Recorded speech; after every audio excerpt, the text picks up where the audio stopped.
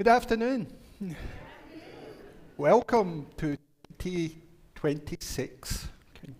Sounds like we're living in the future, doesn't it?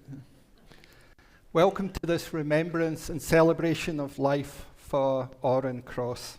Thank you all for being here, and for those of you joining us online, we are streaming this live, so when we have the communal eulogy, we'll invite people to come up, speak from the microphone so people online can hear and can see you.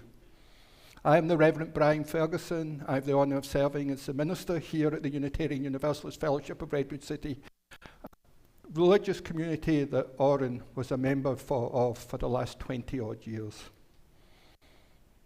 He was loved, and very active in this community. A tradition within our Unitarian Universalist religion is to begin the service by lighting the chalice, which I'll do so now. This is a symbol of our faith.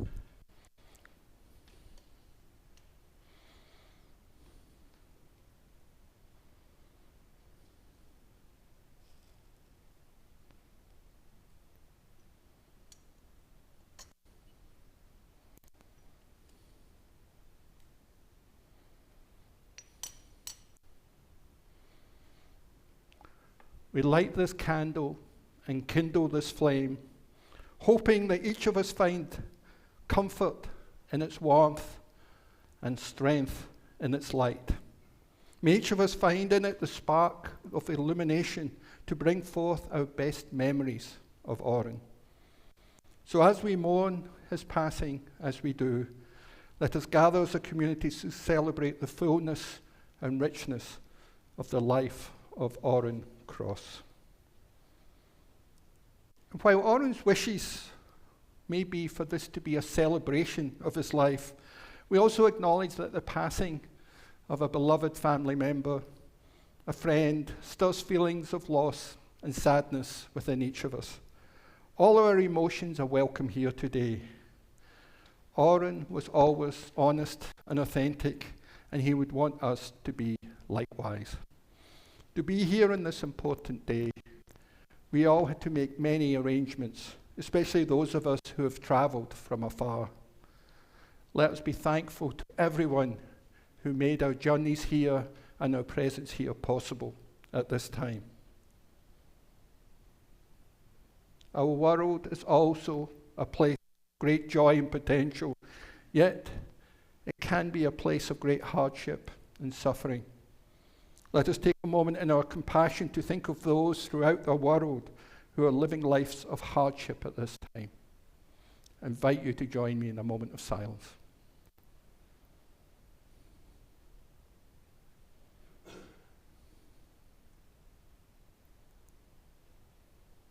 May all who are struggling find hope, comfort, and peace in their life soon. I'll now invite you to look around at the people around you. Some of them may be family that you know well. Some of them may be friends, long-time friends, who you know too well. Others may be strangers, but there are really no strangers here today because we are all connected through this interdependent web of existence that connects us all to Orrin Cross. Orrin weaved a wonderful course during his life. Today we acknowledge and honour the passing of Orrin's life and celebrate the life he shared with us. A life which was joyful, loving, honest, loyal, and authentic, even as he lost some of his capacity due to his struggle towards the end of his life with dementia. We appreciate and celebrate the life he shared with us. And as we do so, let us acknowledge the complex set of emotions we all have. Sadness, confusion, and disappointment in his absence in our life. And these difficult emotions are intermingled with feelings of joy, feelings of warmth and connection as we bring forth those happier memories of Orrin. Let us be open to all the emotions that come forth today, Tears of sadness and tears of joy, memories of absence and memories of deep connection with him. And while we wish to celebrate his life today, we acknowledge how the passing of a family member and friend stirs difficult, painful feelings within us. Try as we do to make sense of death, it always stays just beyond our understanding and remains a mystery to those of us still alive. And while each of us has our own grief in relation to Orrin, we also have the shared grief of us, a community close to Orrin. The depth of our grief is an expression of the love we had for him and deep appreciation for something that is no longer with us, Orrin's presence in our life.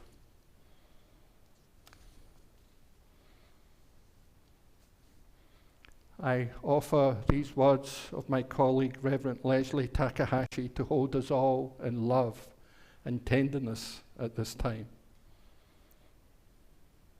In the daily weave of our lives, those who have died are still strong guiding threads. Theirs is the golden glimmer, or perhaps the brilliant red, or the melancholy blue. Still, they are part of the whole cloth of our lives. They are the ancestors, the goers before. Through this, we know immortality. In the hour-to-hour rush of our daily tasks, they travel with us through something they taught us, which is now ours to do. Through something they loved, which is now ours to carry out. Through something we shared, is now ours alone, and yet not. Through this, we know immortality. In the minute-to-minute grasp of where we are, we remember the joys our departed gave us, which opened us to hope. The sorrows we knew, which taught us strength. The life shared, which is now ours to steward. Through this, we know immortality. In the second-to-second pulse of life, we sense the spirit of those we have loved and lost. This presence is too shy for naming, too amorphous for fully knowing, and yet as real as those days we shared. Through this, we know immortality. They are more than remembered, they are memory itself. For what we love lives on in a way our beloved dead accompany us through our life. Their words and wisdom, their humor, our relief, their restless concern for the world, our charge. Through this, we know immortality. Those are the words of Unitarian Universalist minister, Reverend Leslie Takahashi. Today, we are here to remember and celebrate Orrin's life and what his living meant to each of us. We celebrate the active, fun, smart, challenging, inspiring, opinionated soul that was Orrin. We are here to remember Orrin as a loving father, a loyal partner, a fun spirit, a person who enjoyed life, an excellent teacher, a passionate supporter of equality for all people, a hard worker, an advocate for public education, an innovator, a tinkerer, a lover of the outdoors, a skier, a hiker, a kayaker, and an incredible source of strength to so many others. We also remember him as someone we just appreciated, as a companion on the journey of life. May the cherished and intimate memories of Orrin give us strength for the time ahead as we experience his absence in our lives. May Orrin's example inspire us to live his life more actively, more thoughtfully, more caringly, more authentically, and more honestly. He was a person who embraced and immensely enjoyed life despite its challenges. And yet I feel he'd want us to embrace and enjoy our memories of him. So amidst the understandable sadness, remember the energy, the creativity, and inspiration Orrin brought into this world as a profound teacher, a strong influence in the students he taught for so many years, and as a guide and moral exemplar. He enriched the world to live in and enriched the people who knew him. He was a person that said a big yes to life. Thank you for the blessing that was the life of Orrin Cross. I would now light a candle in recognition of the passing of Orrin from this life.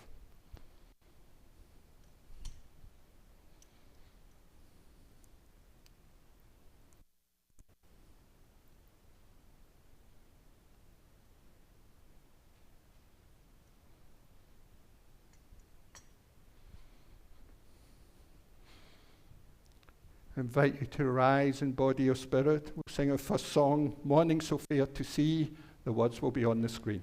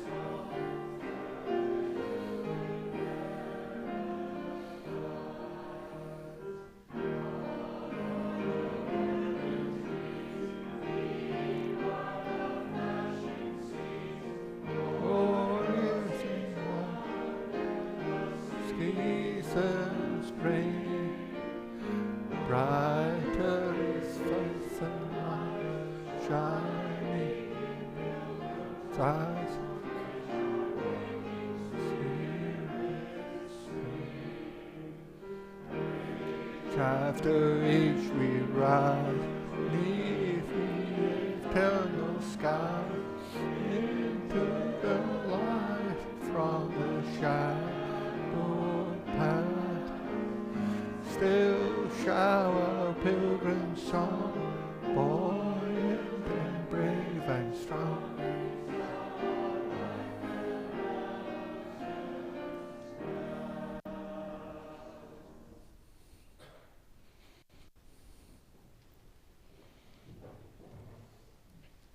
Our reading comes from Roland Gittelshawn. It's called We Remember Them. Spirit which guides us, help us remember Orrin in the fullness of the unique, generous, and caring spirit which they were and which they remain to us. In the rising of the sun and in its going down, we remember them. In the blowing of the wind and the chill of winter, we remember them. In the opening of buds and the rebirth of spring, we remember them. The blueness of the sky and the warmth of summer, we remember them. In the rustling of the leaves and the beauty of autumn, we remember them. In the beginning of the year and when it ends, we remember them. When we are weary and in need of strength, we remember them. When we are lost and sick at heart, we remember them. When we have joys that we yearn to share, we remember them.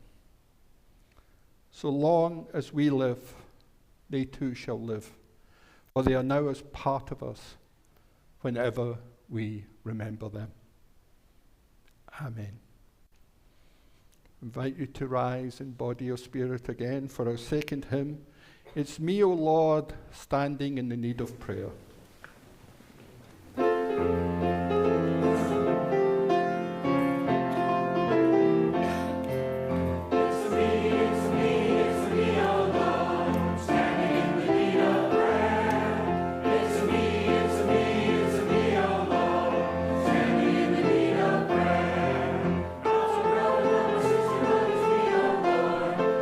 in the need of prayer.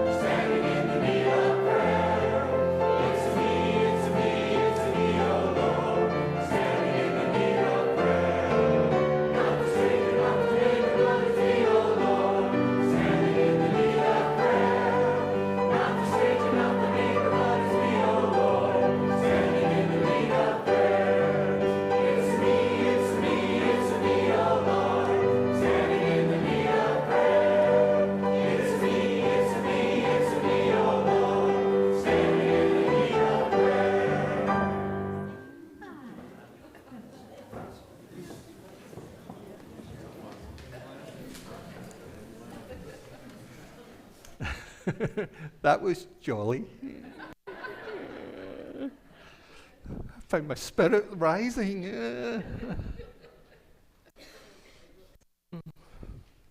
That's beautiful. Thank you, Don. It's said we really die twice. Once when our physical body ceases to function and life passes from it. Our second death is when people stop telling our story. We're here today to acknowledge and honour the passing of Orrin Cross's life and celebrate the life he shared with us. And we will do this by beginning the cycle of telling Orrin's story. This community of Orrin's family and friends hopes that we can continue this cycle by each of us telling our own unique stories that perhaps only we and Orrin ever shared. We want to tell these stories the days, weeks, and years ahead. We suspect, knowing Orrin, there's some good stories out there. Maybe they never made it out the classroom. The candle I lit earlier during my opening words marks the passing of Orrin's life. I will now light a second candle to mark the telling of his story, his second life, as it were.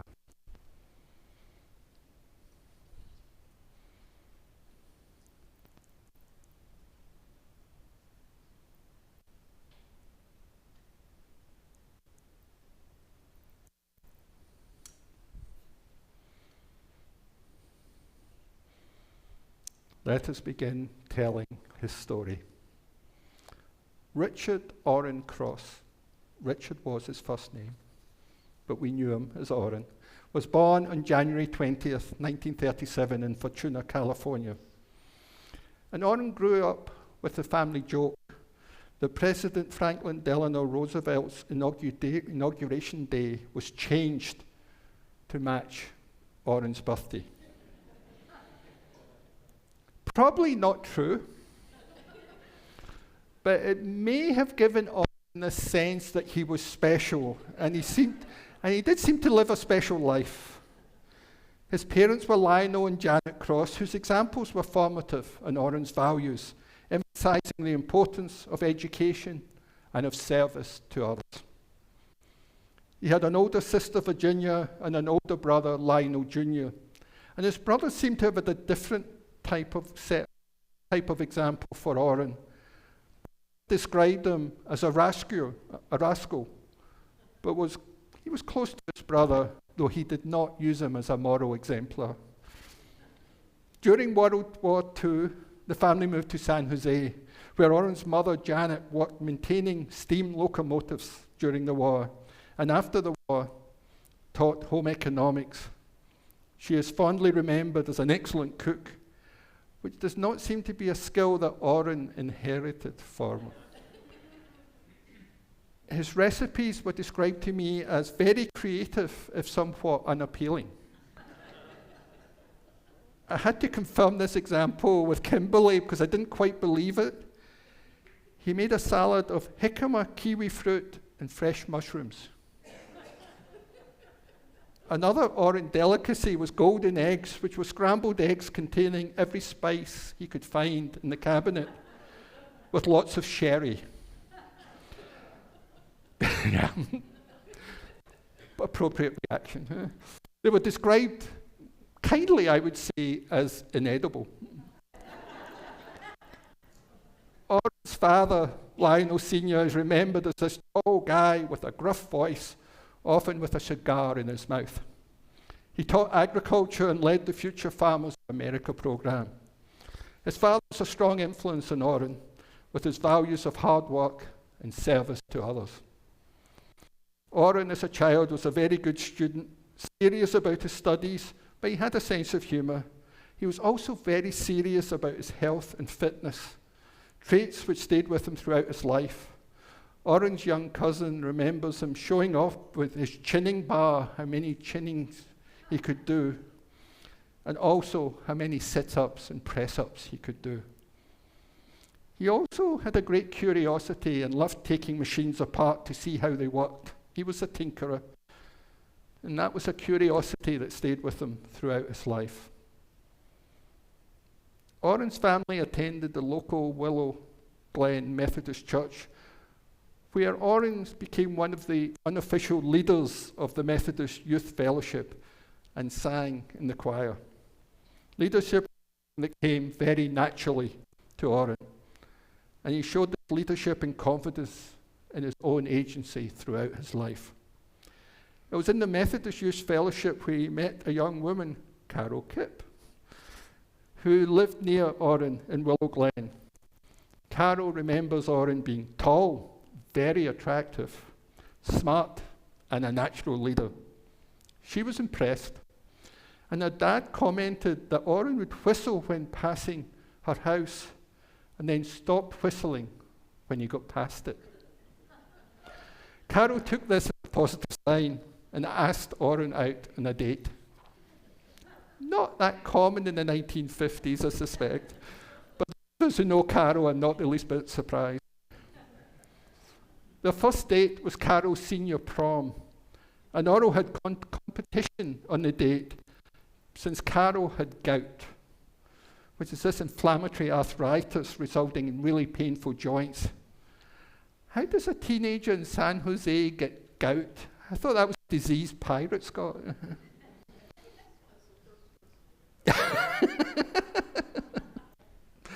Orrin was not discouraged. They started dating, and that continued as they both attended San Jose State University.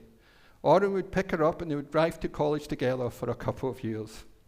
In the junior year at college, Orrin and Carol married, and Orrin sang a solo at the wedding. Carol remembers her lyrics being, "I take you, dear, come stand beside me. I take you, dear, and come and stand beside me."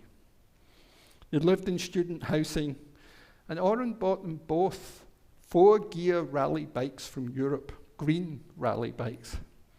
And this is a big deal. Geared bikes were not that common at the time. And they would ride around college and mastered the art of balancing their groceries bags on the handlebars of their bikes. Something I'd like to see. Along with their passion for cycling, Orrin and Carol shared a passion for the outdoors. Hiking, kayaking, and camping were lifelong passions for Orrin. Orrin loved the education he received in college, and Carol remembers meeting him as he came out of one of his classes, one of his first lectures on DNA, where he was giddy with excitement, learning about DNA. And this was in the late 50s. DNA had not long been discovered. Perhaps that's what guided him on the path to biology. Or perhaps it was his love of nature, the forests, the coasts, the tide pools, the geology of California were also inspiring to Orrin. And on graduation, he became a general science teacher, mainly focused on biology. Orrin and Carol got on very well and had a lot of fun together, attending Harry Belafonte concerts in the 1950s. And often when Orrin would arrive home, he would just say, "Get on your coat," and he would head off to some distant place, often the Sierra Nevadas. And Carol remembers one time even doing this, and they were driving up to the Sierra Nevadas and they got tired. So they pulled over to the side of the road and went and slept in a field looking at the stars, only to wake up to be surrounded by a herd of cattle who were also sharing the field. They did love nature. Orrin and Carol moved to San Carlos when Orrin began his teaching career in 1960 at the San Carlos High, while Carol began teaching a year earlier at Britton Acres Elementary, until Kevin, the first child, was born. The family grew quickly, with sisters Kirsten and Kimberly joining. Orrin and Carol moved away from their Methodist upbringing as they began to question and clarify their values. They attended the Unitarian Universalist community in San Mateo, and then here in Redwood City, bringing them here for religious education. They leaned towards atheism after rejecting the God of their upbringing. And children remember an adult, upon hearing their parents were atheists, asking, were they communists or scientists? That sounds about right for Unitarian Universalists. They did leave this community for a time due to a disagreement with leadership, which I'd like to point out was before I came here. But then both of them came back later and became important leaders in our community. The children remember both of their parents being very encouraging of them, having a variety of new experiences to find out what were the passions of their children. Remember their parents generally being in agreement about child raising and presenting a united front. Very disappointing for children, a united front amongst their parents. But they provided a united front about education, discipline, and support, with a strong emphasis on education. The daughter Kimberly remembers her dad being in charge of wonderful things, and remembers one Christmas, one of the children asked the mother for a rocking reindeer, which I presume is like a rocking horse except a reindeer, 4 days before Christmas. And Carol understandably said, well, I'm not sure Santa can do that this close to Christmas. To which the child's reply was, he will, because he's got the elves to help him. Well, guess who the elf turned out to be? On hearing the request, Orrin went into action mode. He found an example of a rocking reindeer, figured out how it made, went to his workshop and made it. And it was all ready for Christmas morning. Orrin was a dedicated, loving dad, present and supportive for all his children. And one of the ways he expressed his caring was by providing things people needed. Whether a homemade rocking reindeer on Christmas, or taking groups of his children's friends up to cross-country ski in the mountains, even if that ski trip was described by the children's friends as very harrowing, Orrin and Carol always encouraged a sense of abundance in their children, and there was always room and food enough for 1, 2, or 3 more. Orrin was very supportive of his family, both in good times and when they went through life's difficulties and struggles. He loved being a dad, and his children knew he loved them. He was a big character who liked to lead, was good at leading, and he would often lead with love. Orrin and Carol had many good years together raising their children, but they had married young, and as they became older, they grew apart, and in the mid-1990s, they separated and divorced. This was very hard for Orrin. But Carol and him remained good friends for the rest of his life, including continuing to be members of this religious community. Education was a true passion, and I would say calling for Orrin.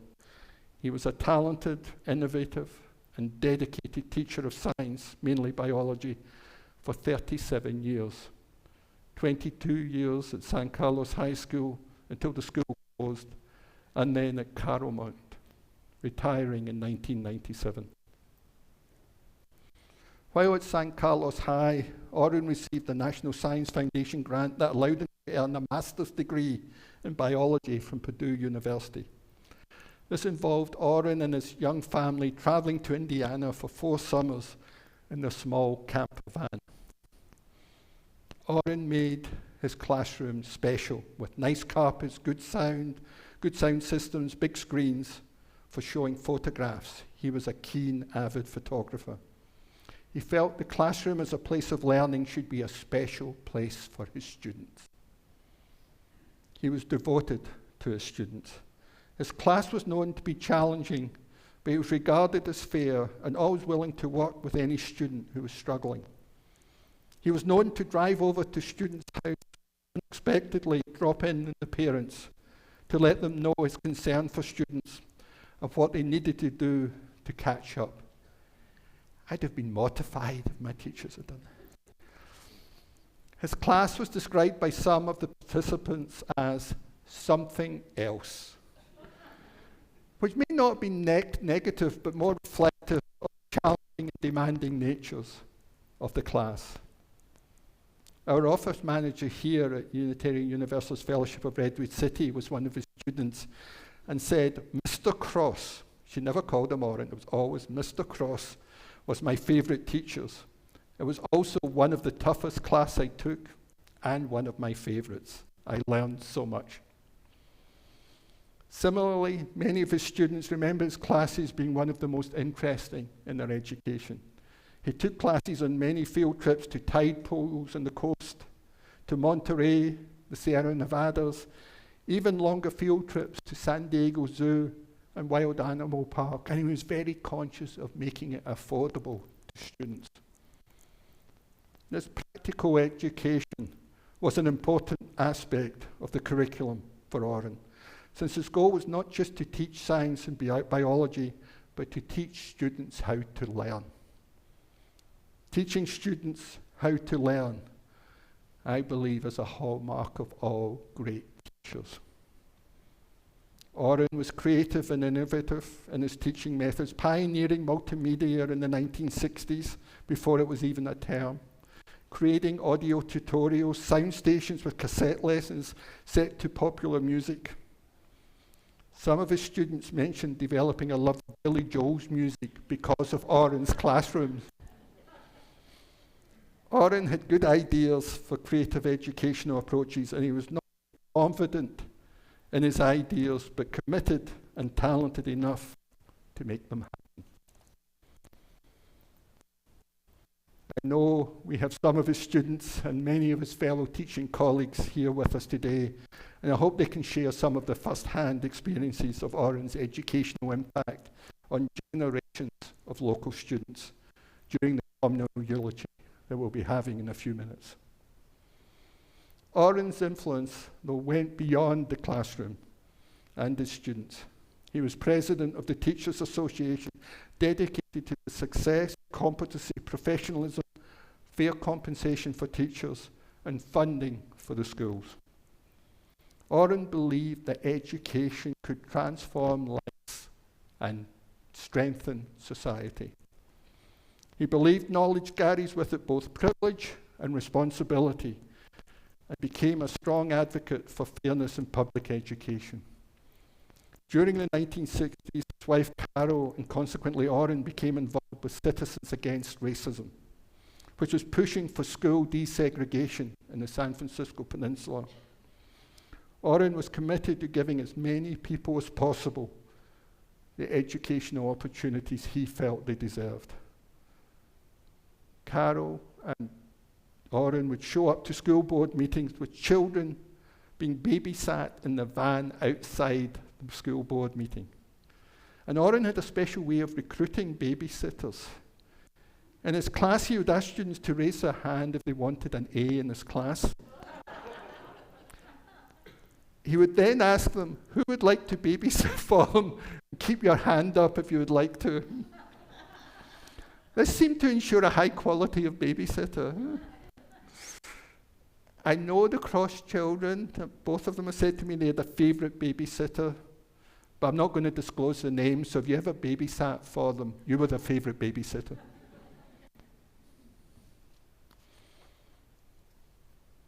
But the school desegregation was not an easy time for this community. It was a very controversial topic in the San Francisco Peninsula, with considerable pushback by white parents. Its desegregation happened, but was not easy, and was not without cost. Orrin was able to listen across differences and be a voice of thoughtful reason. Orrin was also a proponent of bilingual education because he saw how Latino students were often at an educational disadvantage. He also sought for more inclusive education, and all of this work demonstrates his belief in the transformative power of education if people were given the opportunity and worked hard. Orrin had desired to go into school administration, but the opportunity did not happen. And many of his colleagues expressed regret, since they felt he was a natural leader and his strong personality could have been successful in such a role. He retired from Caromont in 1997 after 37 years in the classroom. As you can imagine, Orrin was very busy in retirement.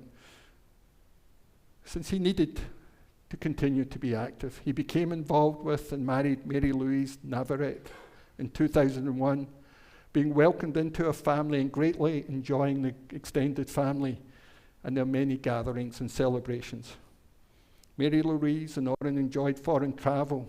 They went to Spain, Italy, and other places. He continued and introduced bike riding to Mary Louise. He also continued with his cross-country skiing, hiking, and kayaking. He inspired Mary Louise to share much of his deeper appreciation of the outdoors. Ever the educator and love of children, Orrin enjoyed introducing his own grandchildren and Mary Louise's grandchildren to the wonders of nature. Grandchildren remembers creating a book of trees with Orrin, a book about trees with Orrin, after a hike where they collected leaves. And they put the leaves into the book, they write the scientific name and the English name, and pressed it. Jordan kept that book for many years through colleges. It was one of her favourite books, until one day it was just disintegrating and she had to give it apart. But it was a very special book. Orrin always had the way of making education and learning engaging and lasting. Orrin, in retirement, continued his community engagement, leading his news and views at the San Carlos Senior Center, where he discussed different news articles, often from the New York Times. He served as a docent during the wildflower season at Edgewood Park here in Redwood City. He rejoined this community here, becoming very active in many leadership roles, and loved the intellectual and emotional engagement of this community. He was very involved in welcoming new members, our Connections Committee, singing in the choir, and many other duties, including making the name badge holder that we still use today. Thank you, Orrin. His religious views were agnostic and scientific, but somewhat surprisingly, he was never willing to give up on the idea of a higher power or the possibility of some form of afterlife. The latter perhaps particularly surprising with Orrin being a biology teacher, but perhaps he had a more complex sense of life than most of us do.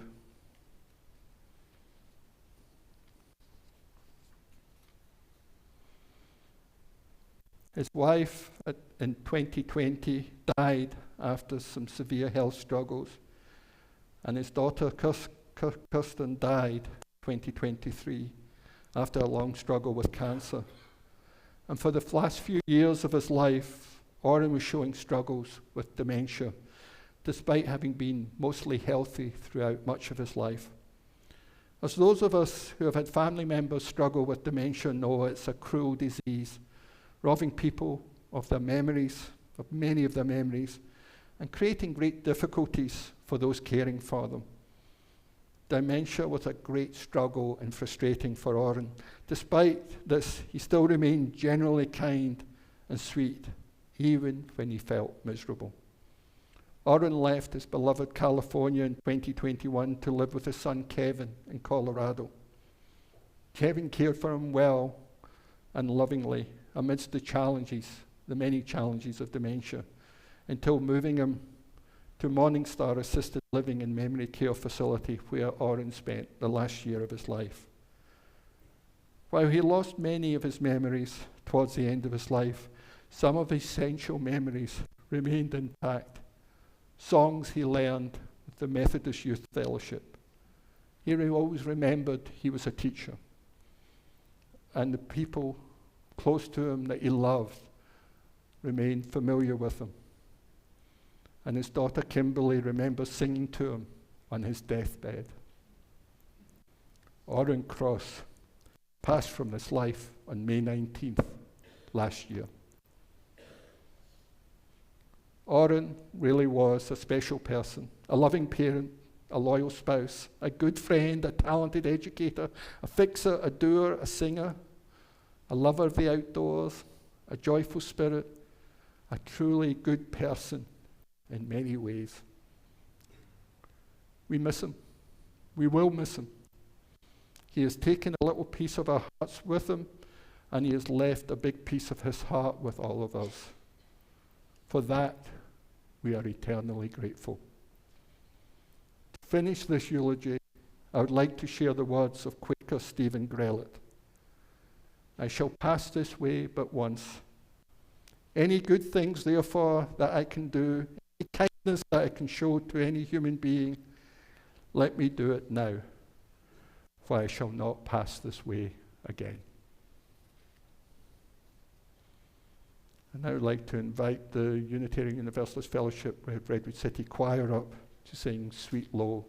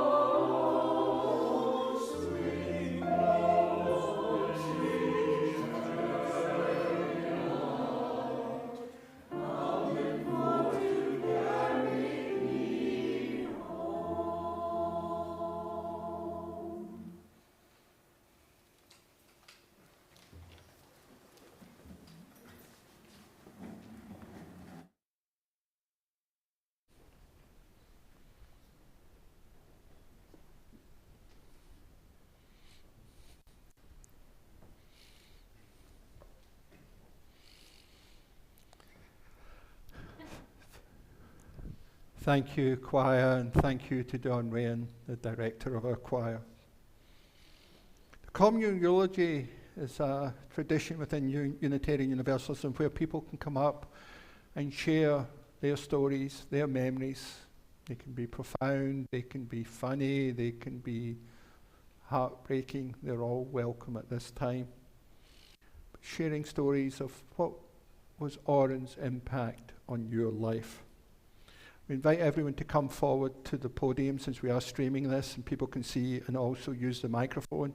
If you have accessibility issues, I can bring a microphone to you and you can speak from your seat, so you can raise your hand. But I'd like to invite Orrin's son, Kevin Cross, up to give the first eulogy. Thank you.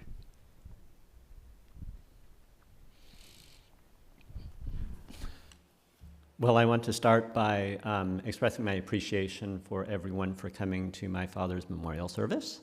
And Brian, that was a fantastic eulogy, and Swing Low, Sweet Chariot sounded excellent. Thank you so much for that. I know that some of you out there were students of my father, as I was many years ago. Those who were in one of his classes at Santa Carlos High School or Carmelon High School know that he devoted a tremendous amount of energy and attention to his students. As his son, I'd like to recognize the fact that he dedicated the same level of energy and attention to his children, as did my mother, who Brian has recognized earlier, who's seated here in the first row and was very active in taking care of lots of details related to this memorial service. So from the distance of more than 4 decades, it seemed like there was a field trip nearly every weekend during the school year for members of the Cross household. From bike rides to Stanford, to trips to the Exploratorium in San Francisco, to free concerts at Stern Grove, to fishing for perch in the bay, which I'm not sure was the most awesome idea, to family movie nights followed by a visit to the Baskin & Robbins ice cream store. There was rarely a dull moment.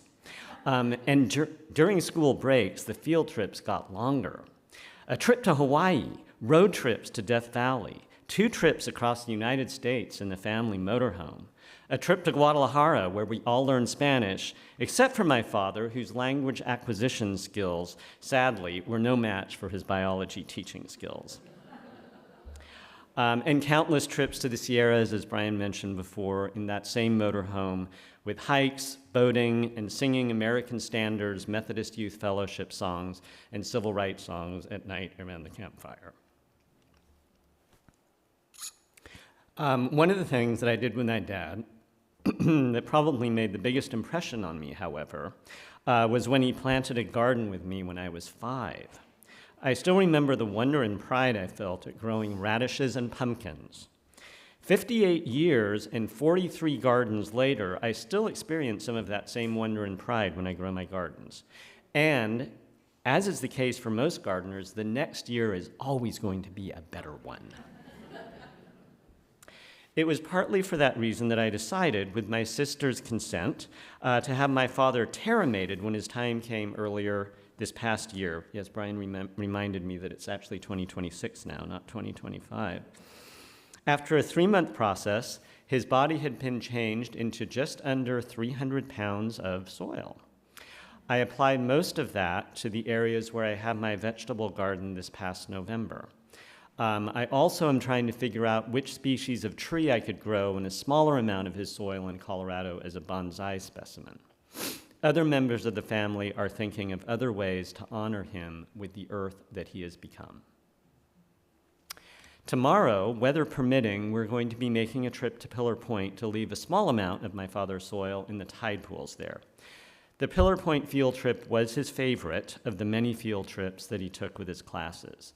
Anyone who is willing to risk getting rained on and getting their feet wet is welcome to join us. At 4:57 p.m., just before sunset, there will be what my father would have described as a spectacular low tide.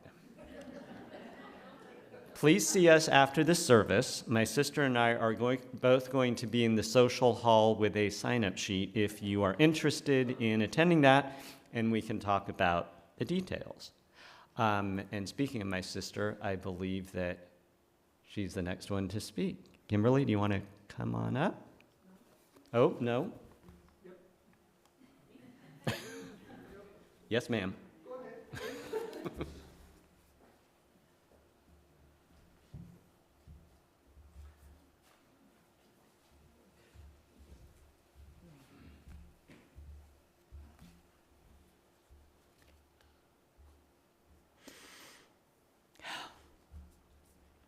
My father and I didn't always understand each other. I'm an artist and he was a scientist, so there was often a gap in understanding. We weren't always on the same page. But Dad always tried to get there, and he showed up, and he loved me. And that was enough. Brian asked me about traits my father had that I had admired and wanted to carry forward. And I had to think about it. I mean, he had many, many wonderful traits. The first thing that came to me was his confidence. Dad was so confident. He just really had a belief that he could figure things out and effect the changes that he wanted to see. Whether it was making a rocking reindeer a couple of days before Christmas because Mom said he had to, because Kirsten still had faith in Santa. It was very sweet. Or desegregating the schools, or implementing bilingual education, or making sure a failing student didn't. He really cared about his students. And he approached these things with interest and enthusiasm, and just an optimism that it was all going to get done and that he'd make it happen. So confidence is something I really admired about my father. There was also a level of social obliviousness that was just so beautiful. There was the time that he took Kirsten and I to Burger King, and he walked up to the counter and said, let's see, if I could have your Whopper. And Kirsten and I were just dying. I mean, we were teenagers and everything was embarrassing. Dad was not embarrassed at all. He was like, oh, well, Whopper, whatever. Yeah, one of those. He didn't think it was funny. He didn't feel the need to be embarrassed. Then there was a time we were traveling and we needed to stop for food. And he said, well, what would you like to do? There's McDonald's. We were in Auburn, I think it was. There's McDonald's, there's Burger King, there's Big Boys Bob. And Kirsten and I were just dying. But Dad just didn't think it was very funny. He saw no need to be embarrassed, and he just kind of gave a smile and said, oh, yes, very funny. But he didn't worry too much about what other people thought of him. And, that was a mixed bag. He sometimes ticked people off. But, I could use some of that energy myself, I think. These are traits, his confidence and the obliviousness, that I admired. I'm not sure I can actually get there. I'm not super confident. I just muscle through things, so that's my workaround. And I do care what people think. So I'm not going to be able to carry those forward, Brian. I'm sorry. But they were inspiring. Something I would like to carry forward, and I think I can do this, was just his commitment. Dad didn't give up on people. Some might say to a fault.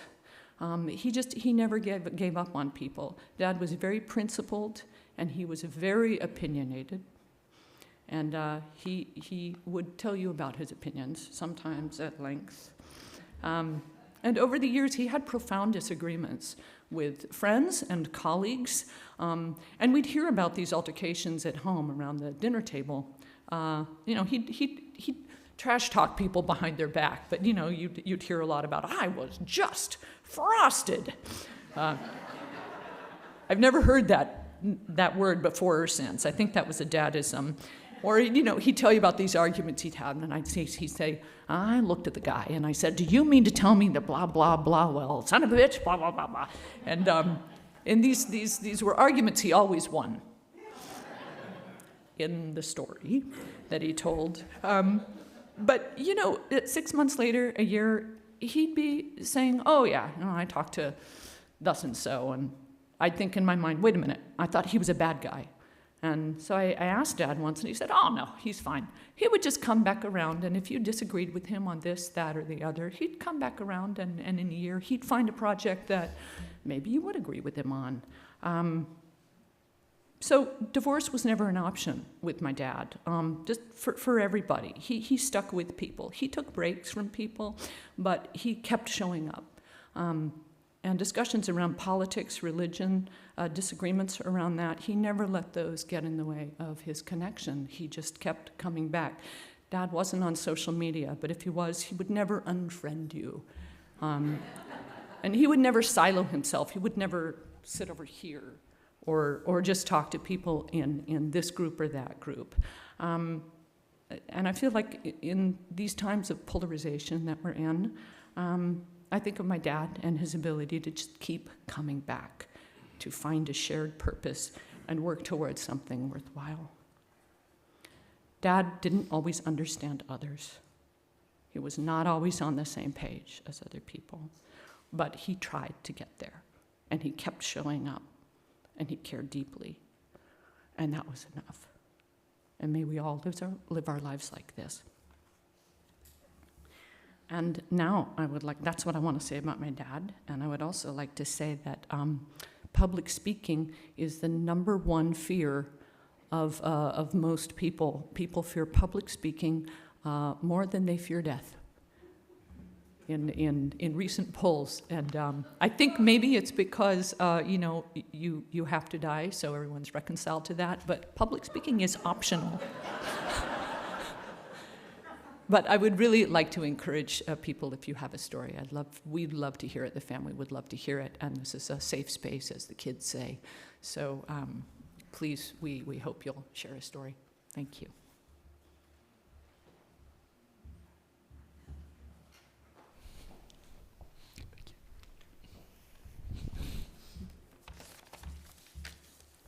For those who don't know me, my name is Maura Velázquez Castillo. I'm Orrin's daughter-in-law and have known him for more than 35 years. From family time spent with him, I remember his profound sense of loyalty and his unwavering dedication to serving those around him and society at large. But the closest I felt to him was during the 3 years Kevin cared for him at home as he battled with the devastating effects of old age dementia. Orrin was profoundly saddened by the state of confusion and disorientation caused by his condition, as the memory of crucial facts, key events, and people that made him who he was progressively faded away. There were a few things that he never forgot, however. Key among them was the identity of those closest to him and all things related to music.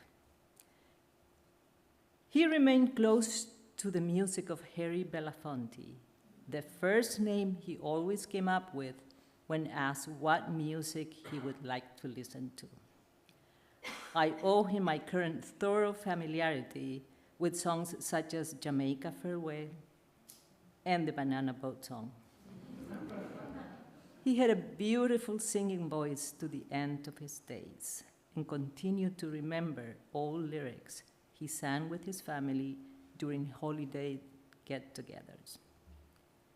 He surprised and delighted everyone one day when he stood up and sang the whole love song he had sung decades ago for his bride on his wedding day.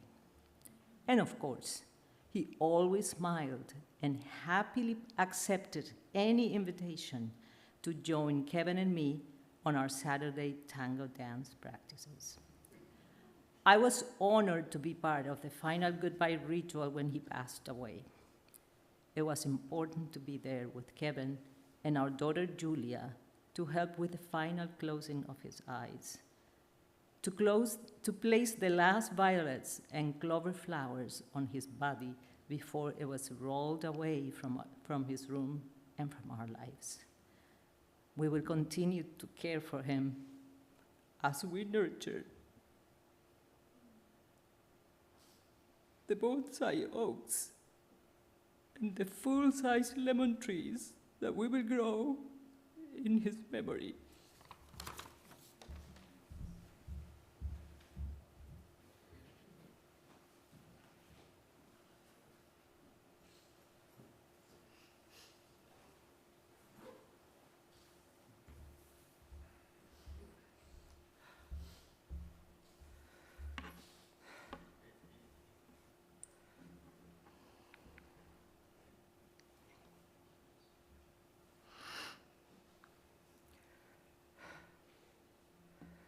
Well, this has been beautiful. So, hello everyone. I'm Bill Kipp. I'm Carol Cross's brother. So Orrin was my brother-in-law. And I'm honored to be here to help remember him. So I met Orrin in the mid-1950s. And for those of you kids who aren't good at math, yes, 70-something years ago. I think Carol and I met Orrin at the same time because, as was mentioned earlier, our families, Orrin's parents and Orrin, my parents, Carol and I, were members of the Willow Glen Methodist Church in San Jose. Orrin and Carol and I sang in the church choir there, and we were all members of the Methodist Youth Fellowship, the MYF. So Orrin was probably 17 or 18 when I met him. And right from the get-go, he seemed to me to be a natural leader. He was certainly a leader in the MYF, but he was like a de facto leader of the tenor section of the choir. A, he read music very well, and B, he had a absolutely beautiful tenor voice. I sang tenor, so what I tried to do was just follow Orrin, not go too far off. And you know, he loved to sing. I mean, this has been talked about. And he sang all his life. I think, as a matter of fact, he sang here, right? Now, the last time I sang with him was 7 or 8 years ago. So I don't know how his voice held up, but I bet he sang beautifully here. When I first met Orrin, I was very intimidated by the guy. First of all, he was like 3.5 years older, which makes a big difference at that age. Also, he was tall. I obviously was not. And he appeared to be very smart, very self-confident, and very organized and in charge. And he intimidated me for a long time. But gradually that intimidation turned into admiration because there was so much about Orrin that was just exceptional. We had a lot of discussions over the years, all of us, Carol and Orrin and I and the kids and all that. And I can tell you, you had to be on your toes if you were going to have a serious discussion, any kind of a serious conversation with Orrin, because he always seemed like he had researched these subjects and thought about them, not just shooting from the hip. Of course, he was very well informed about the natural sciences, anything having to do with biology or botany or all that, because he was a professional. He taught it in high school. But he could also speak very intelligently about the social sciences, politics, current events, religion, and many other subjects. Not sports, so I had him a little bit there. And, you know, you could get into discussions which would become sort of heated at times. And you could certainly disagree with him. I did a lot. But he could always back up his positions, even if they were wrong. He could back them up because he thought about it. He had the facts. So, you know, Orrin was quite an outdoorsman. We've talked about that. Loved bicycling, bicycled all his life. Hiking, kayaking, cross-country skiing, these have all been mentioned. I personally love none of those things. But because I love Carol and Orrin and the kids, I got roped in a couple of times, not very many, but a couple. And there's quite a nice family story about me and cross-country skiing. And I'm not going to bore you with the details, but I did end up the butt of the joke. So thanks a lot, Orrin. All right, well, I could go on and on, but let me just follow up with some really sincere comments about Orrin. He was truly a good person. Truly a good person. He had very high moral and ethical standards, always. Hardworking, rock solid, reliable. If he said he was going to do something, he would do it. He was a great organizer. He was a strong family man. And he made many positive contributions to society and to humanity. I'm very grateful to have known him, and I'll remember him always. Thanks.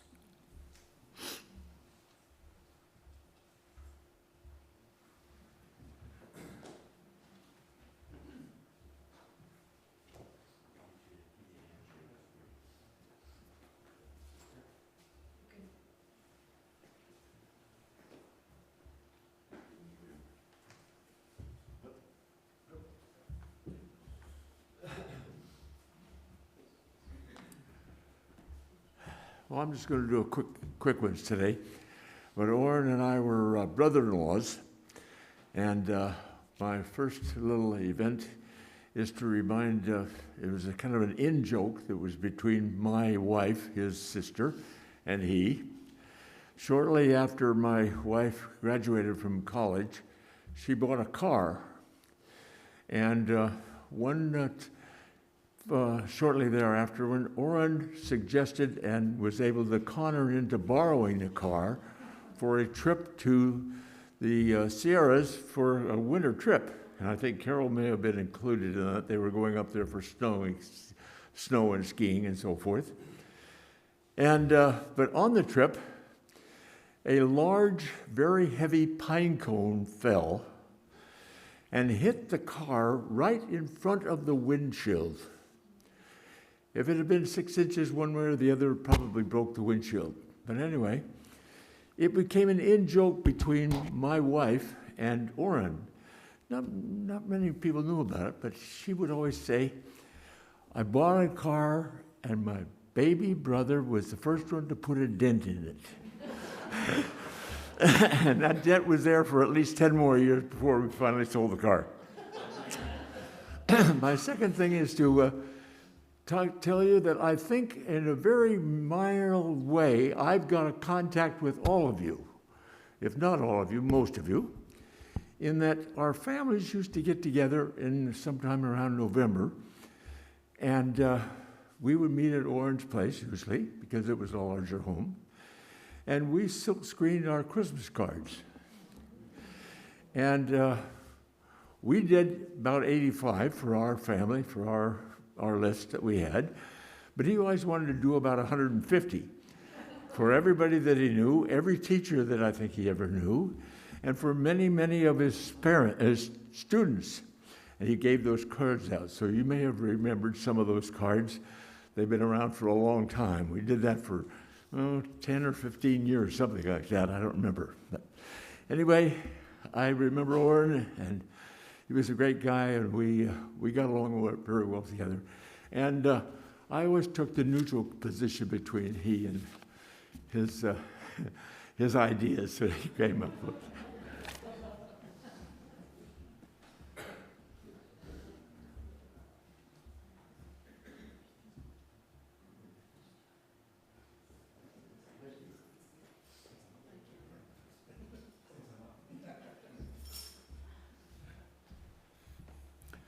Good afternoon. My name's Magnus, and for a scant 6 months, Orrin was my father-in-law.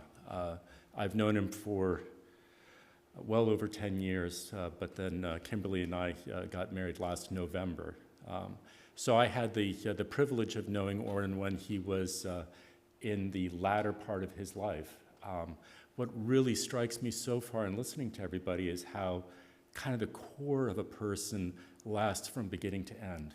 And so when I think about Orrin and everything that I saw, some words that pop into mind that we've already mentioned: his loyalty, his persistence, bicycles, somehow they got in there, and singing. And in terms of loyalty, just things that I remember, we would have a yearly Christmas brunch at our house in Alameda. Every year he would show up early, just with a wagon load of chairs and just a willingness to do the hard work. This is a man who's since passed 80. He doesn't need to show up and do this kind of thing, but that's just what he does for his kids. And Kimberly often said to me, it never crossed her mind. He would always be the one to help move. So he was just going to show up for his kids and for everyone that he loved, and I just thought that was a beautiful thing to see. One thing that really struck me was his persistence. So you that are in the choir, he actually had a secret weapon, which is that he was still taking singing lessons until just before he got ill. He was with a really well-renowned coach. He would do recitals. If you're past 80, you don't have to sing in a recital anymore. It's okay. But he would just do it. And I thought that was beautiful, that he just kept on living his life, even if it was inconvenient, even if he didn't need to. He was just going to live his life the way that he knew it.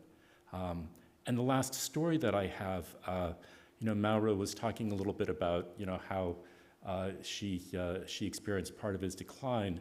I saw him just before we really knew that something was up. So he took us on and I'm going to take all of you back down memory lane for a moment. Remember COVID? Okay. Those of you in California, do you remember the wildfires? That horrible, horrible summer.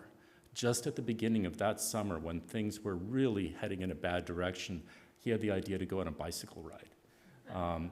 And so we took our bicycles out here and into the hills, and he took me on a punishing bicycle. This is a man in his mid-80s, and he takes me on a punishing bicycle ride on a very hot day in the middle of these hills, and just kept on going. I mean, he'd moved from a sit-up bike to a sitting-down bike, but he was just going to continue persisting to live his life and enjoy the things that he did. And I just want to leave everybody with the thought that here is a man who had a decline at the very end of his life, but before that moment, he was still living it well and in full.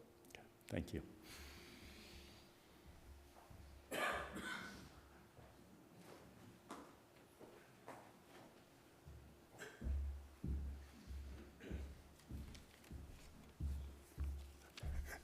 Excuse me. My name is Eric Lodge. I'm Orrin's first cousin.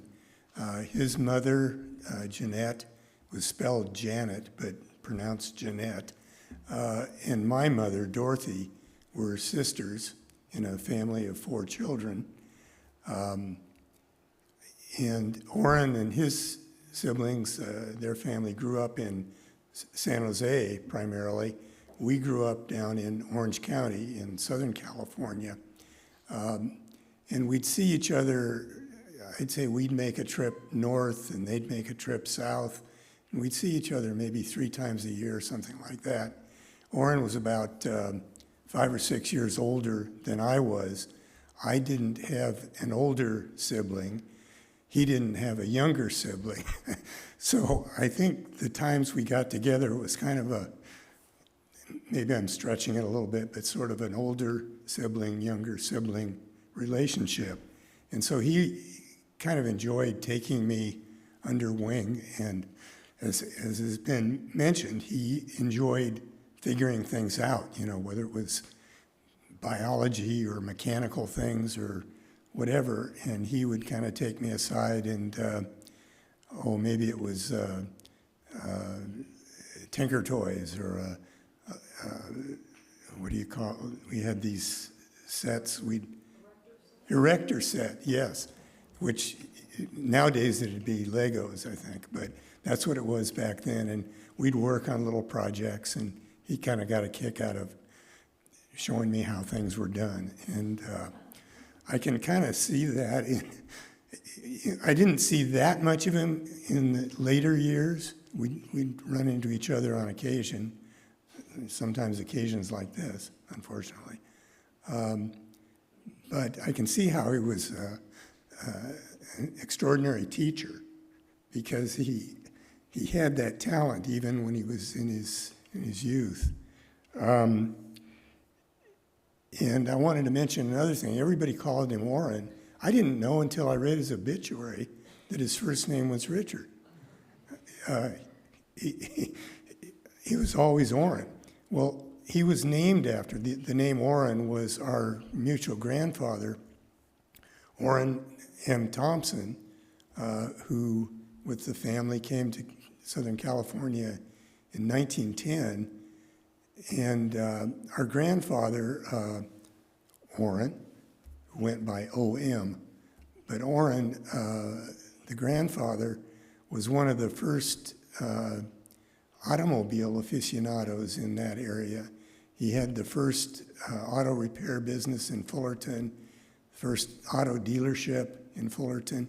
He loved to tinker with things. So I have to think there's some connection there between the Orrins.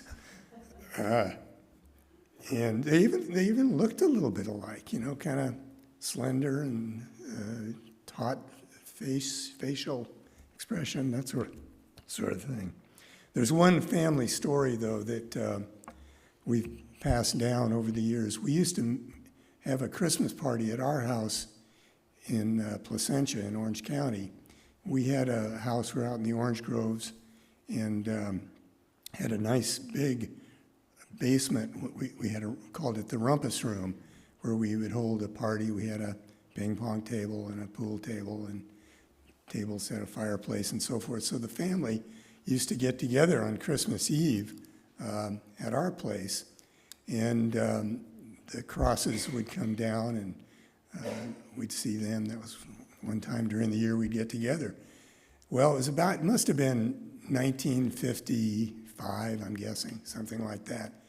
And there was kind of a new invention. Well, I should add, Jeanette would make these beautiful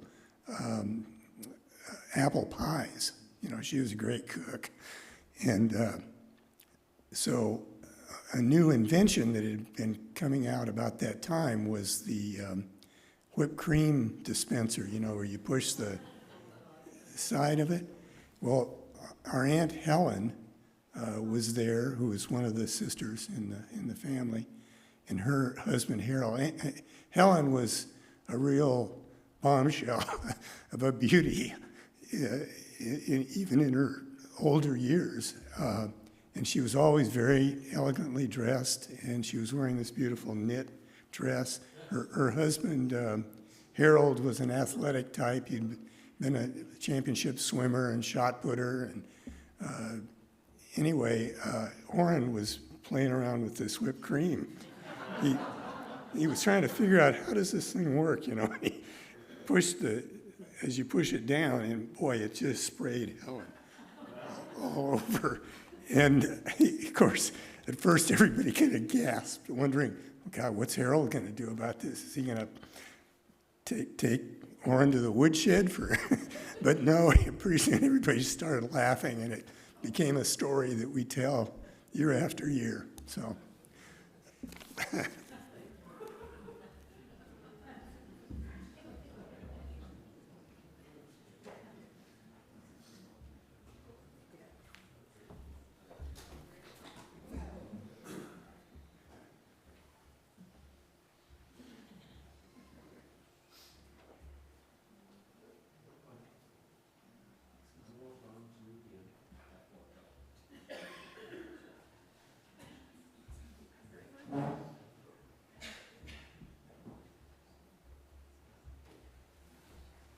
All this help, but this will be very brief.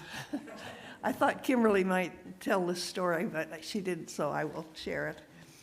You've gotten the idea that Orrin was an in-charge type guy. And whatever Orrin decided, we all did. Except for one occasion when I convinced them all to meet us at Great America. We had a son who was just a bit younger than Kimberly, and he loved amusement parks. So I convinced the Cross family to go with us, which was a very uncharacteristic type place for them to go. So we entered the park, and there's this big, beautiful merry-go-round, suitable for any child to ride. And everybody kind of gathered like, what do we do now? Because our son knew exactly what to do at an amusement park, and his kids did not. They didn't go to amusement parks. So we got to the park, and there was sign of a stilted moment, like, what are we going to do here? And I said to the kids, just take off and meet us for lunch. And Orrin, for the first time and last time, had nothing to say.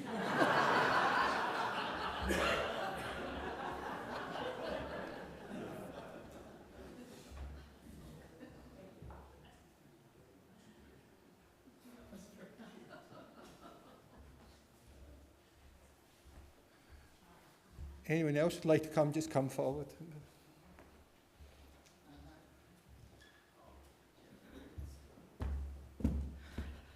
Public speaking, although I'm a teacher, so I don't really have too much of an excuse. But some of you may know me. My name is Jenny. I come from a family, we were friends with the Crosses. And so we had a few fun times together with barbecues at the swim club or cross-country skiing in the mountains. And then, of course, when Orrin ran for school board, I was very politically motivated in the 70s, and I got a lot of joy out of participating in political movements. And so when he ran for school board, I thought this was going to be the coolest thing, to be able to go and walk precincts for him. And they were very coordinated meetings beforehand as to who was going to get what little section of Redwood City. So I just, that was kind of a fun thing to do. But for many of you probably here today, it was the impact that Orrin had on me as a teacher that I'm going to remember the most. I grew up sort of fascinated with science, but it was in his biology class, and we've already heard a few of these things, but I'm going to say a couple of the things over again here. But it was in his class back at San Carlos High in 1972 that my passion for science really ignited. And actually kind of ignited, because it's kind of amazing when I think about some of the things we were doing as hands-on experiments back in the 70s. We would never do in our science classrooms today, way too dangerous. And while he was known as a very tough teacher, I mean, he just had this reputation, it was the way that he presented these sometimes very tough concepts that made learning science fun and engaging. And he was always there for his students. It was mentioned, when I needed a little extra help with the genetics unit, he insisted on me coming in after school numerous numerous days. It went on for weeks, actually. It took me a while. But actually, I find genetics absolutely fascinating now. But he insisted. I had no choice because he saw that I was struggling. Long before Google and Wikipedia, we had these personalized multimedia slideshows pertaining to each concept that he was teaching. And I thought these were so cool because it made the learning so much fun. And I remember enthusiastically slipping on the headphones to hear the music that would be accompanying that particular lesson slideshow, because you mentioned Billy Joel. Sorry, I don't remember that one so much, but it made learning so much fun because there was music along with all these it was all just audio-visual photos. It made it very visual. And I still relate one specific musical piece to his biology class, and I know that most of us have not heard or seen a commercial for cigarettes for decades. But I was once traveling in Europe, turned on the TV, and saw a vintage commercial for Marlboro cigarettes.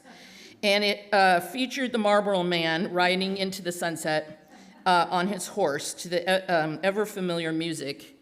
Dun, dun, dun, dun, dun, dun, dun, dun, dun, dun. Okay, so that was one of the coolest songs that went along with this slideshow. I don't even remember what we were learning about, but I popped right back into his classroom when I was out in Italy, 40 years later.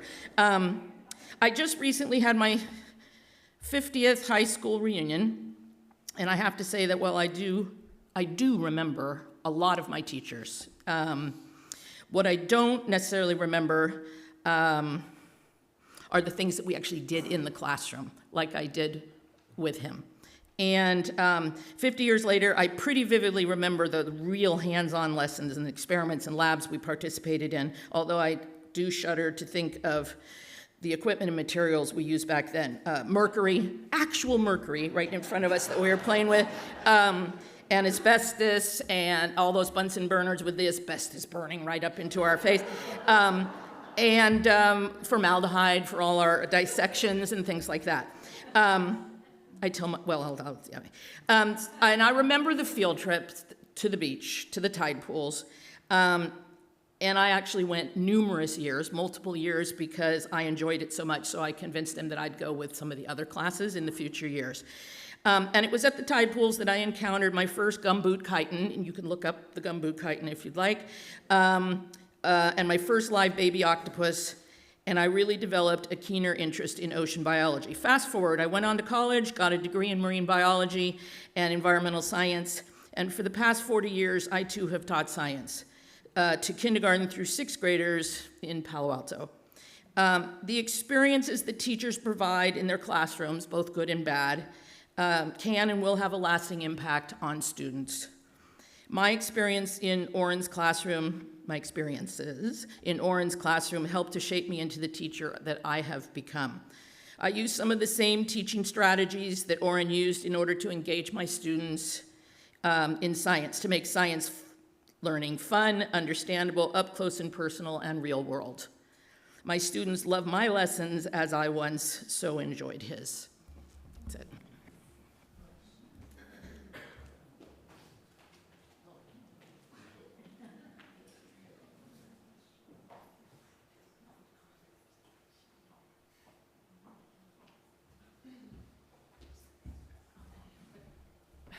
Hi, I'm Robin, and I am one of his nieces. So my mom, Virginia, was his sister. And I brought this purse today because this is my mother's clutch, and I thought it would be really nice to bring a memento of her to celebrate his memorial. The thing about Orrin, there was 10 grandchildren in the Cross family, and I was the oldest. And the thing that was most interesting I found about Orrin was how interested he was in my opinion.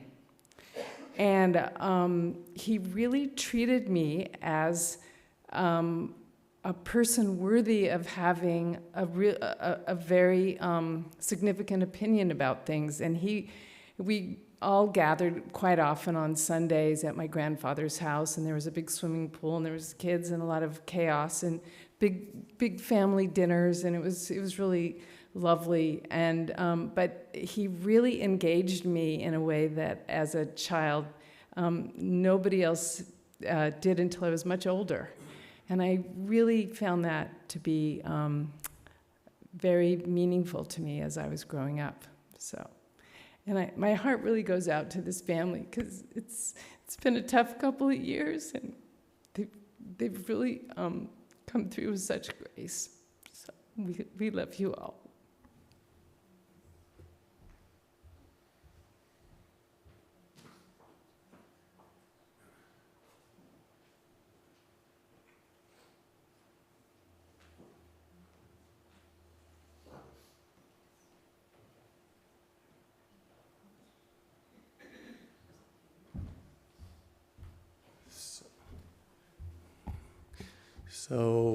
So my name is Pete, and just a little bit of Pete Heller, actually, for those who may or may not remember me. I am friends with Kevin all the way since back, kindergarten, if I recall correctly.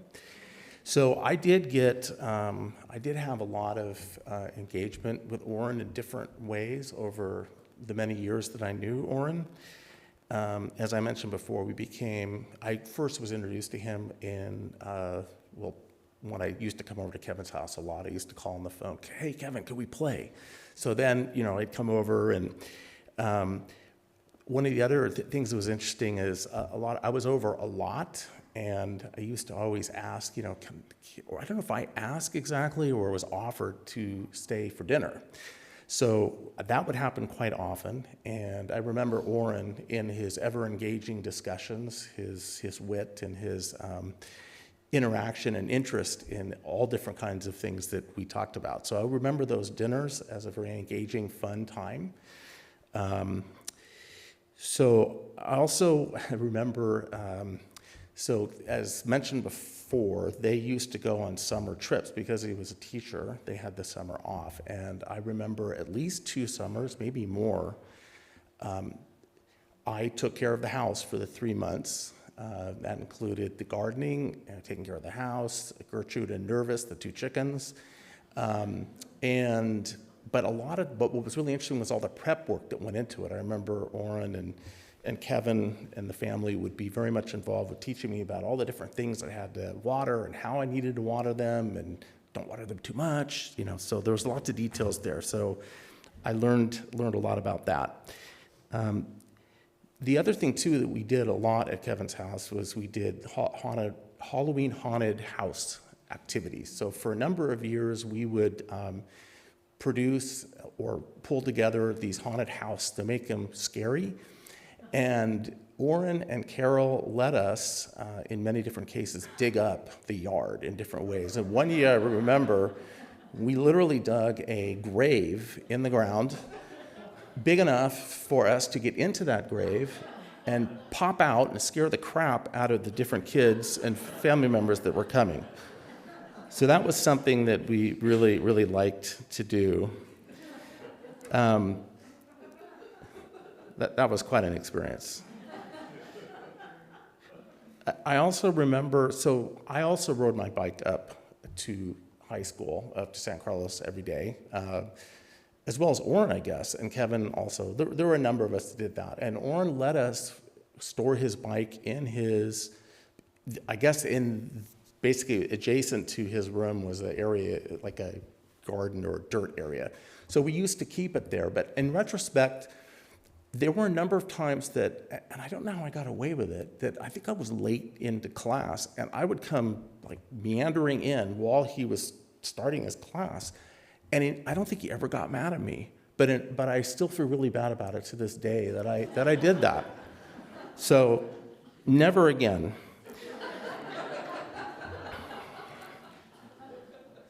So one other thing though, Orrin did, I'll be honest, Orrin did intimidate me somewhat, mainly because, as everybody said, he was very prepared and had a lot of detail and knowledge about different things. And so whenever I engaged with him, I knew that it was going to be tiring, scary, and maybe a little bit, nerve-wracking. And I think, I would always have to drink a lot of water before I talked to him because I would sweat and get dehydrated. But over the years with Orrin, I got more comfortable with him, and I always respected his wit and his ability to have conversations, and realized that he really did care. He wasn't trying to scare the crap out of me, but he really did care a lot. So let's see. Oh, I also remember just a general thing, his love for bike riding. Used to always I wouldn't say it waited, but for some reason, we lived in Palomar Park, kind of the lower part of Palomar Park. And he would come up with his bike. I think he rode his bike every day, maybe twice a day. He used to go around Palomar Park, and I used to see him come by. I'd wave to him. So anyway, that was something else that I remember. Just in closing, Orrin did have a very positive impact on my life in a lot of different ways. Certainly with Kevin and the different things that he helped with 4-H and just in general with us. So I'll miss Orrin, and he'll be remembered. Thank you.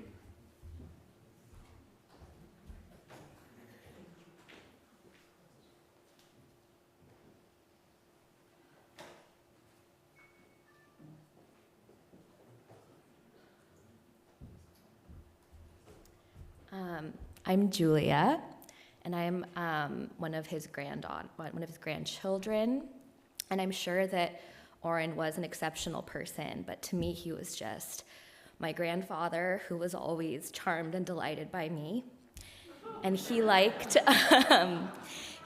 really uncomplicated pleasures in life. Once I asked him, what would you like to have for your last meal on earth? I was very interested in the answer to that question. And he really wanted to eat oatmeal with brown sugar and raisins for his last meal on earth, which was what he had for breakfast every morning. So I'm glad he was enjoying himself. He liked wildflowers and miner's lettuce and hot chocolate, and he liked really punishing bike rides. And he really liked the movie Moonstruck with Cher and Nicolas Cage. And if he was listening, I would say, you were a really good grandfather to me. You were never impatient with me, and you were always there. So I'm really lucky to have known him. And I know that he loved all of his grandchildren with that steadfastness. He may not have always known what to say to us, but I think that the lesson that he taught me was love is just showing up again and again, and not necessarily really having the answers, although he had a lot of answers.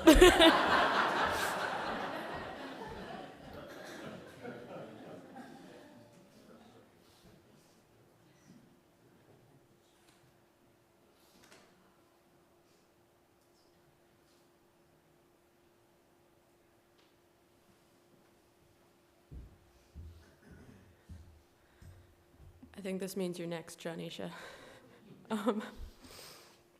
I'm another one of Orrin's granddaughters. Yeah, sorry, this is a lot more people than I thought there would be. I'm glad he was loved. I think my family's talked a lot about how he remembered everyone close to him, and I think that's true.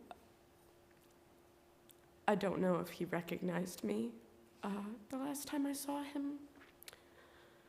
I don't know if he remembered me in the end, but he remembered the song that I wanted to sing with him, which was Cindy, Cindy, and I think it was something he sang at a recital once.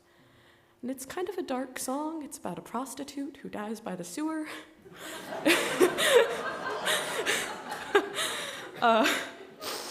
but it is in a very cheery tone, and it still reminds me of him to this day. And he was the only one in the room who remembered the lyrics. Nobody with fully working brains had that, but he did. And he makes me want to keep singing. So I'll always have that from him. Yeah. Thank you.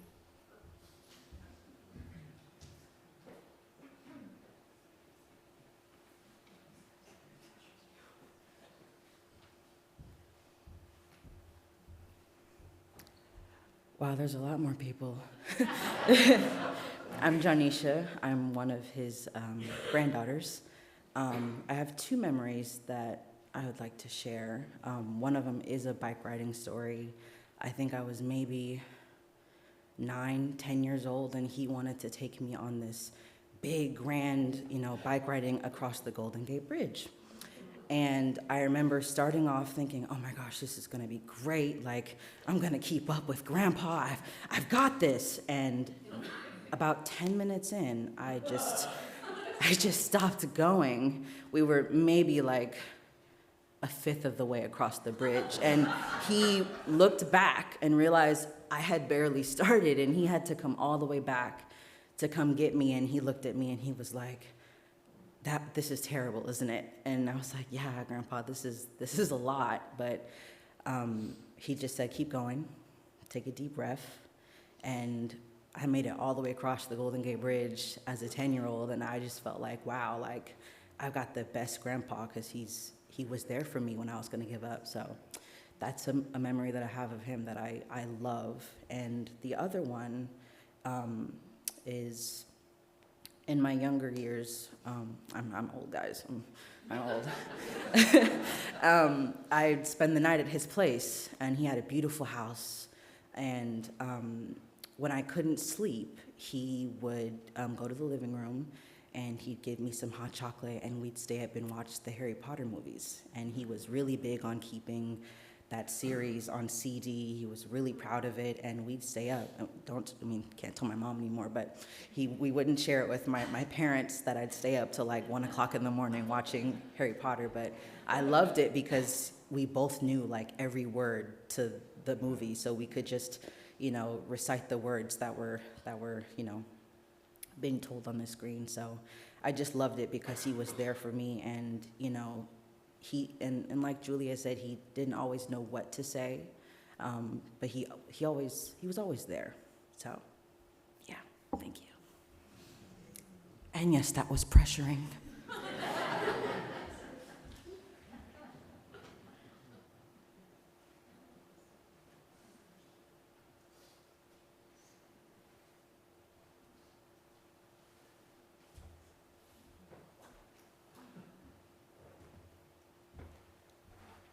I'm Peter Hartzell and a member of this church, and I just have a little bit of relief to those of you who were put under a lot of pressure with Orrin's bike riding. My wife Beth and I offered an auction event at the church many years ago, but Orrin was well into his 70s, late 70s. We lived up on Ridge Road in San Carlos, and he lived closer to the church, so we often saw him. We'd be driving comfortably on our way to church, and there would be Orrin on his bicycle riding his bike. But we offered a 5-county bike ride over in Pescadero. We started at Memorial Park and then went up and around and ended up back at Memorial Park. And it ended up being a really rigorous bike ride. And there was Orrin in his reclining bike, and he took it very well. He, walked a big stretch of the very steep uphill, but he, in the end, said, wow, that was just it is a beautiful ride, but it was a very punishing ride. So we got back on him a little bit, what he took out of each of you on your rides. I think I also today wore my name tag because Orrin was the czar of name tags at UUFRC for a decade or more. I hope you've admired the name card holder that's wheeled.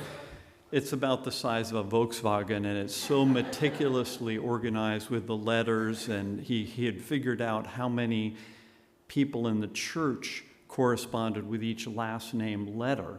So it's all spaced perfectly. There are a lot of H's, so the H's have a big wide section, and the X's and the Y's have a very small section.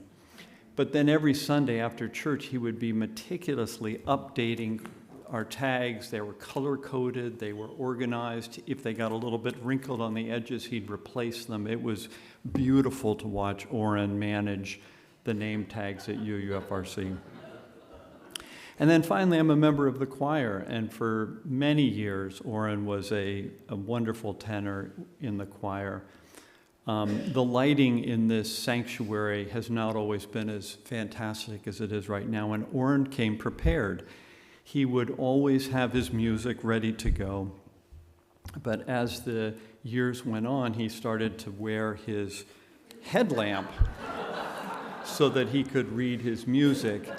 But when the headlamp wasn't quite strong enough, he added an extra lamp that he would conveniently tag onto his music folder, and it had a little battery in it. But then there came the point where even that wasn't enough. So by the end, Orrin had his headlamp on and 2 different lights all illuminating his music. All of that in service of his beautiful voice and being just a wonderful member of our choir.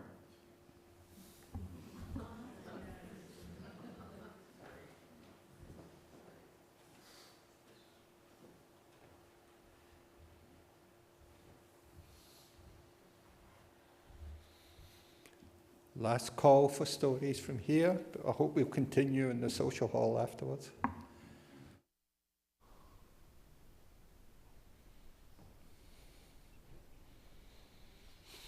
As we heard, Orrin was a person with wide range of interests and passions: family, French, education, biology, bike riding, the environment, outdoors, and of course, just living life fully and authentically. Let's take a moment and recall those memories, celebrate and give thanks for the life of Orrin Cross. And may we continue telling our stories of Orrin that bring his presence and spirit closer to us, closer to our hearts today and the days, weeks, and years ahead. I invite you to rise in body of spirit for our final hymn, or final song. It's not about a prostitute, so we're okay. We are climbing Jacob's ladder. The words are on the screen.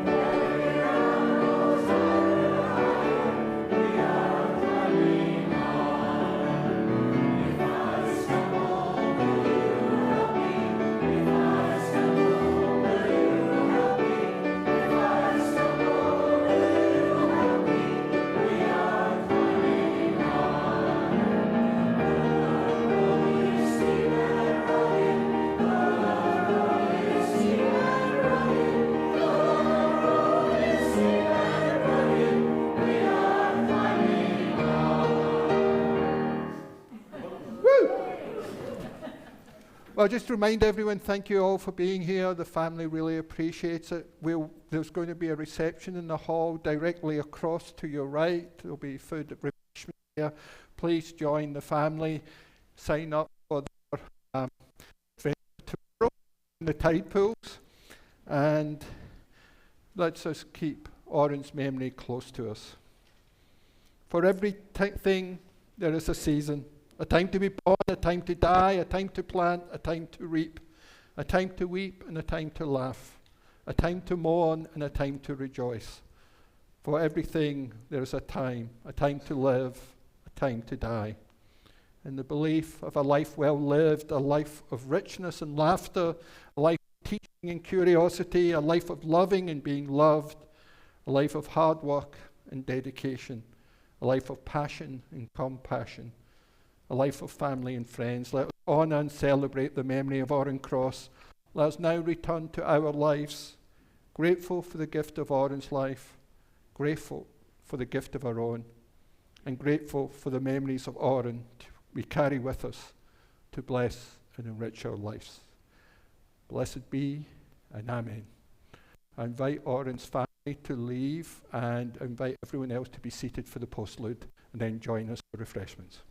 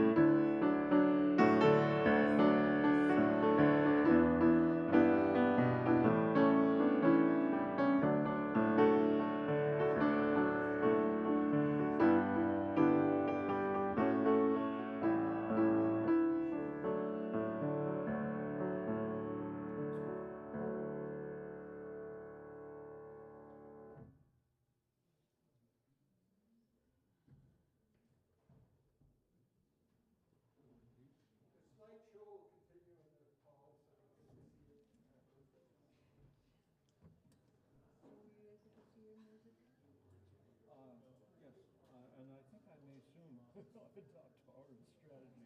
Yeah, it worked. I thought it was quite brilliant. This is a wonderful service. And you worked very well with the music. Thank you. Well, thank you. Thank you for being potentially the only one. Potentially, but Jesus did it fine. Yeah.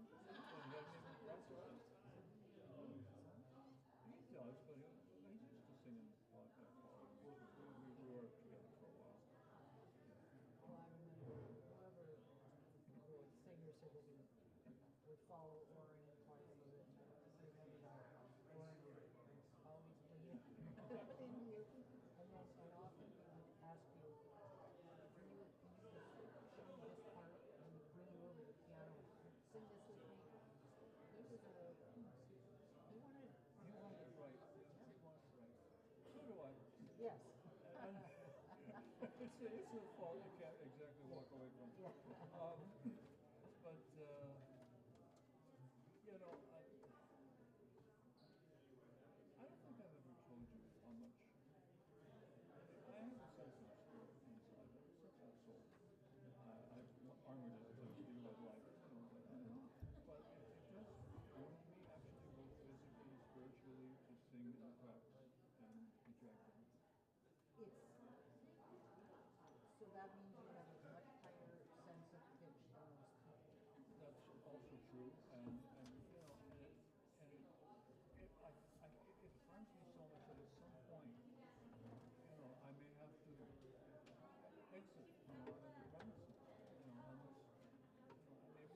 been doing better the last 2 or 3 years, which I really appreciate. We have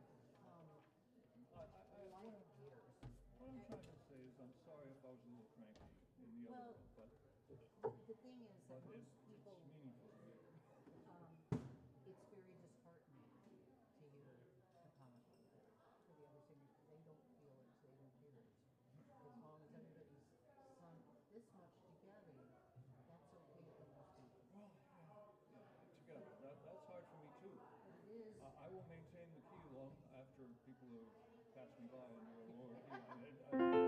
It's a terrible habit.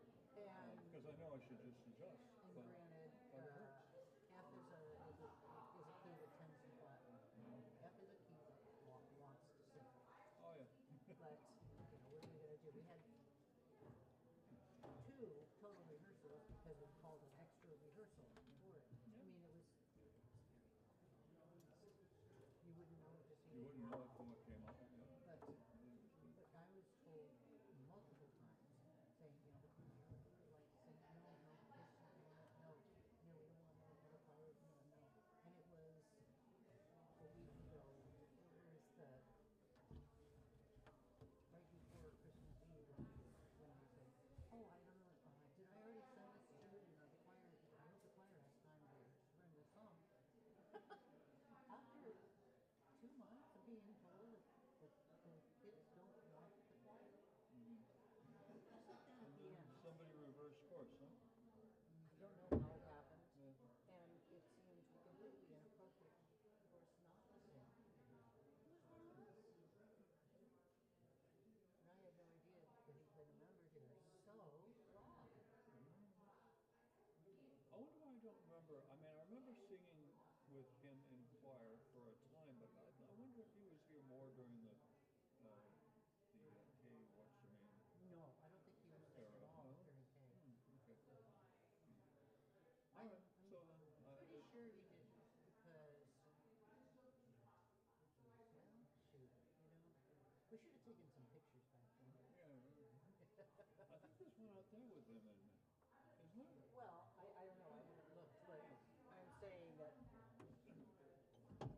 I am not a scrapbook person, but I can see the value of chronicling things if you want to go back and check later.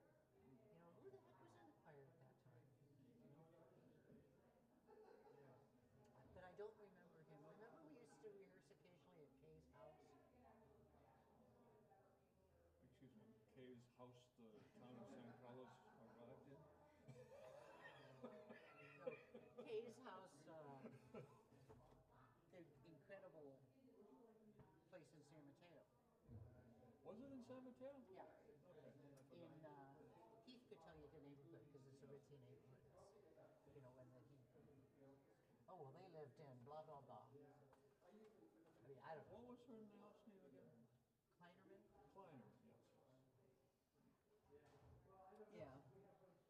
Yeah, she was a little Napoleon,